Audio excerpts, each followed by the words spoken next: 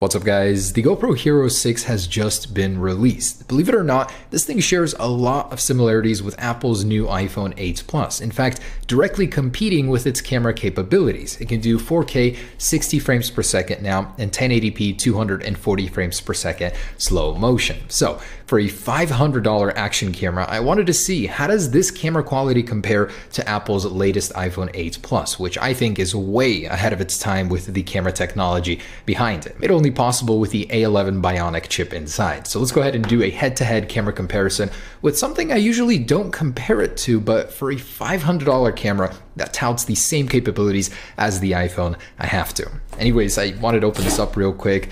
I've had GoPros since the 2, you know, it's been a very long time that I've been with this company. So for them to release something like this that matches the iPhone for a huge price tag, that's a bit crazy.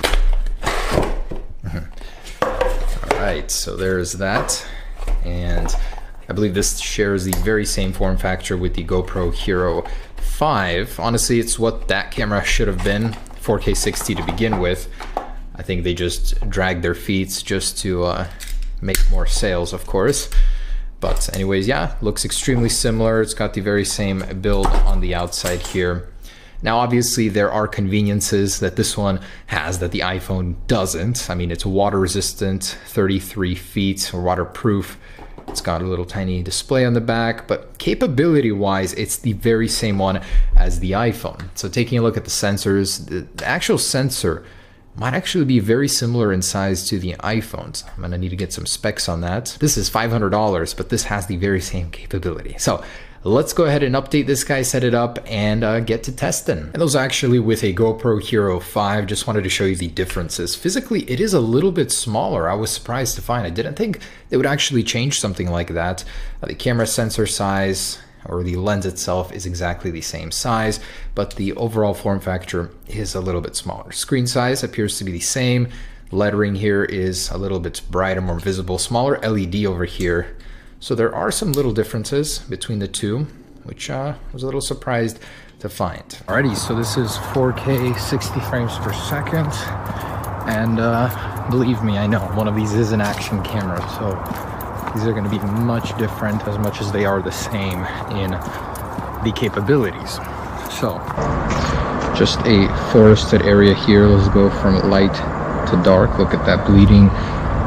Now, the GoPro's quite unresponsive when actually moving. It stutters a little bit. It's very interesting to see. I guess it can't really keep up on that little tiny display. The iPhone, oh my goodness, this thing is so fluid. I love it.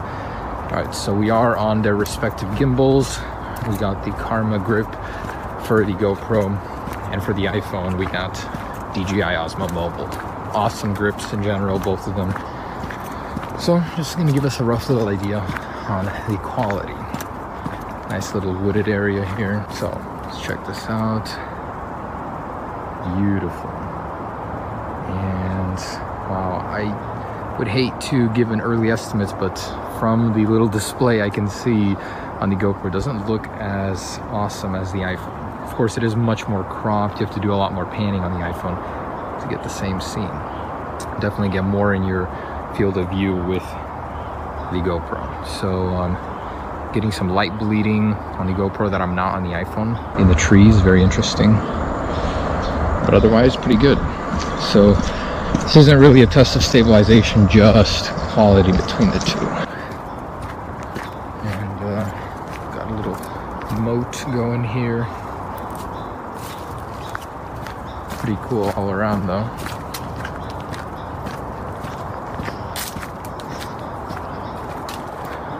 Autumn is starting to kick in. We got leaves everywhere. And audio on the GoPro never has been a strong suit, that's for sure. But it has gotten better since the 5. That is awesome. I'm in love with 4K 60. I'm glad everybody is onto this trend. It's seriously awesome.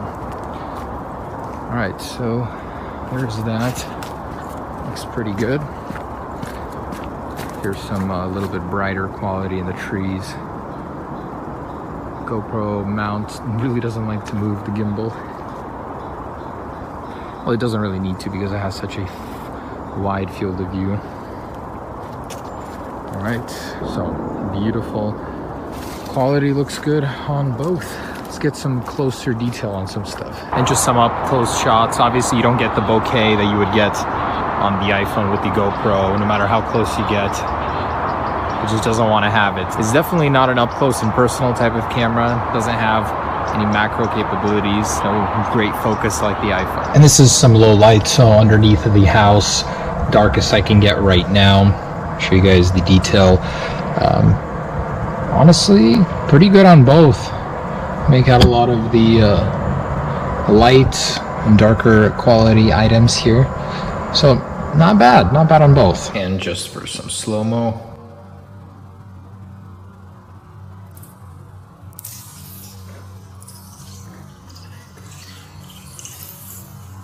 And for the photos, both are pretty good. The colors are a little bit more accurate on the iPhone, I would say, and it handles the light bleeding through the trees a little bit better. So there it is, guys. What do you think of this comparison? A GoPro action camera compared to the iPhone 8 Plus. Both can do the very same thing, but they do it very differently. As a summary, I'd like to say the GoPro has some great quality, but it's not what you would expect for a dedicated $500 camera. I mean, the quality on the iPhone, to me, was better. So minus the action camera part and waterproofing, the iPhone 8 Plus does the same video recording capability better than a dedicated $500 action camera. Hope you guys enjoyed this little review, not something typical, but still was great to see. Peace.